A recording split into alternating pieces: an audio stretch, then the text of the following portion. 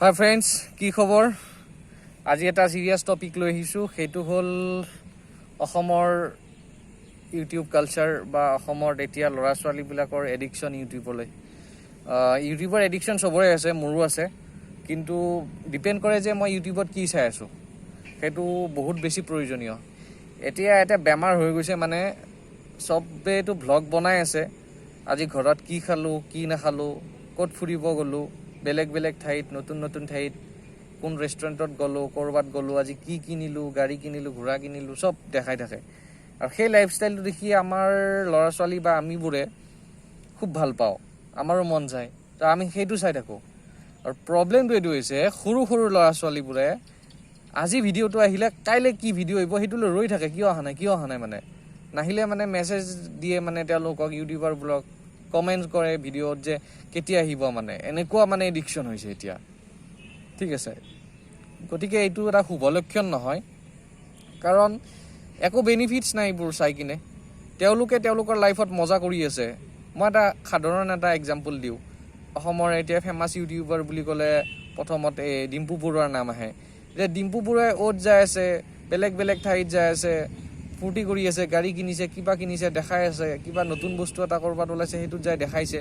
সেইটো চাই থাকিলে আমাৰ ল'ৰা ছোৱালী কিবা লাভ হ'ব নেকি, কিবা নলেজ কিবা গেডাৰ হ'ব নেকি? নাই। তেওঁতো টকা ঘটি আছে, লাহে লাহে ডেইলি টকা ঘটি আছে, আমি চাই আছোঁ, তেওঁ পইচা পাই আছে। বাট আমাৰ ল'ৰা ছোৱালী ফিউচাৰ কি আছে? তেওঁলোকে কি শিকি আছে? তেওঁলোকে জাষ্ট ডিম্পু বৰুৱাক দেখি কিনে মানে বলিয়া হৈ আছে যে এনেকুৱা হ'ব লাগে, এনেকৈ। কিন্তু চবতো তেনেকৈ নহ'ব ন। সমাজখন তেনেকৈ ইউটিউব কৰি থাকিলেতো নহ'ব।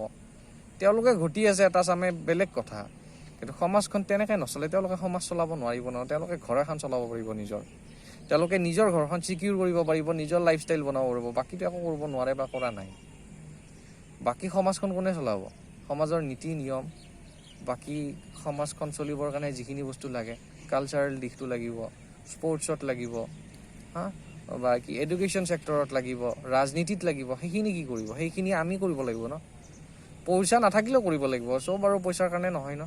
গতিকে এতিয়া এইবোৰ চাই থাকি লাভ নাই। কোনে ক'ত গৈছে, কি খাইছে, ফেমিলি প্লেনিং কৰিছে, কিবা কৰিছে, সেইবিলাকো দেখাই থাকে, মানুহে চাই থাকে, লাহে লাহে ভিউজ আহে। সেইবিলাক বস্তু চাই কি পৰিচয় দি আছোঁ আমি অসমীয়া জাতিয়ে বুজি পোৱা নাই। গতিকে এইবিলাক বাদ দিব লাগে, আৰু নিজৰ পেৰেণ্টছে নিজৰ ল'ৰা ছোৱালীক এইবিলাক চোৱাটো বন্ধ কৰাব লাগে। বন্ধ মিনছ মানে এডিকশ্যন হ'ব নালাগে আৰু। চাইছে এবাৰ, ঠিক আছে বাৰু, সেইখিনি ঠিকেই আছে। এনি টাইম সেইটোৱে ৰৈ থকা বা এনি টাইম সেইটো কনজিউম কৰি থাকিলে কি সোমাব? মানুহে কয় ন, সংগৰ দোষত মানুহে ভাল হয়, বেয়া হয়। গতিকে সংগৰ দোষ মানে এইবিলাক, মানে এনি টাইম যদি সেইটো সংগই লাগি থাকে, মানুহটো তেনেকুৱা হৈ যাব, সেই ভ্লগ বনোৱা সেইটোৱে হৈ যাব। কিন্তু যদি তেওঁৰ ব্ৰেইনটো বেলেগ ছাইডত থাকে, তেতিয়াহে বেলেগ হ'ব। এনি টাইম যদি ইউটিউবৰ ব্লগ এনেকুৱাত থাকে, সেইটো লাইফষ্টাইলে বনাব যাব, পিছত বৰবাদ হৈ যাব। গতিকে ডিম্পু বৰুৱাক কপি কৰি বা ডিম্পু বৰুৱাক চাই থাকি লাভ নাই। তেওঁ নিজৰ কাম কৰি আছে, আমি চাই আছোঁ কাৰণে তেওঁ পইচা পাই আছে। তেওঁৰ নিজৰ লাইফ এতিয়া ছিকিউৰ, লাহে লাহে টকা কৰিছে। তেওঁৰ ওপৰত কমেণ্ট কৰিব কোনো প্ৰয়োজন নাই। বাছ এটা এক্সাম্পল দি কিনে কৈছোঁ। গতিকে আমি নিজৰ কথা ভাবিব লাগে, ল'ৰা ছোৱালী নিজৰ কথা ভাবিব লাগে, আগবাঢ়িব লাগে। এইবোৰ কণ্টেণ্ট চোৱা বাদ দিয়ক চবে। বেলেগ বেলেগ বহুত ভাল ভাল আছে ইউটিউবত, সেইবিলাক চালে হ'ল। এডুকেশ্যন ছেক্টৰত বহুত আছে, স্পৰ্টছ ছেক্টৰত বহুত আছে, যিবিলাক বেনিফিচিয়েল হয়। মিউজিক লাইনত বহুত আছে শিকিব পৰাকৈ। এইবোৰ কোনে ক'ত গৈছে, কি কৰিছে, আনৰ ঘৰৰ কথা মানে চাই থাকি লাভ নাই। এইটো কি বুজাইছে মই বুজি পোৱা নাই মানে। ঠিক আছে, এইটো চবে ভাবিলে হ'ল কেনেকৈ কি কৰিব লাগে। ভিডিঅ'টো চবকে দেখাব, আপোনালোকে আপোনালোকৰ মতামত জনাব। ৰাখিছোঁ।